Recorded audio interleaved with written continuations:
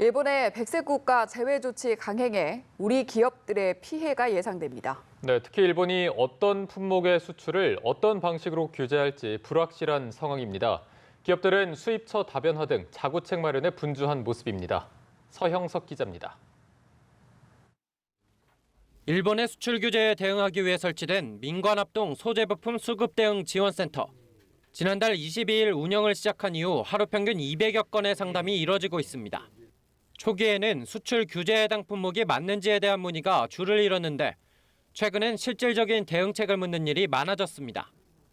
일본의 소재를 추가로 물량 확보하기 위해서 자금 지원이 필요할 때 어떤 자금 지원이 가능한 정책이 있는지 물어보는 것도 있었고요.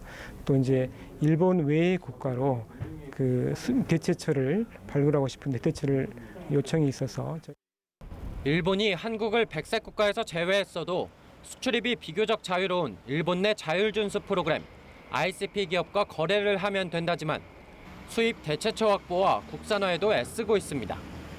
LG화학을 비롯한 국내 배터리 기업들은 그동안 일본산에 의존했던 배터리 파우치 필름의 국산화 작업에 들어갔습니다. 일본 정부가 마음만 먹으면 언제든 수출 규제 품목을 늘려 피해를 볼 수 있기 때문입니다.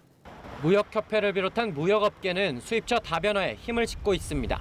하지만 쉽지 않은 도전입니다.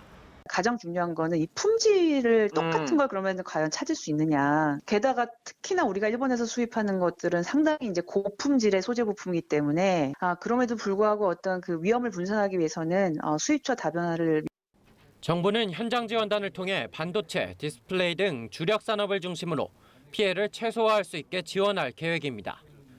연합뉴스 TV 서영석입니다.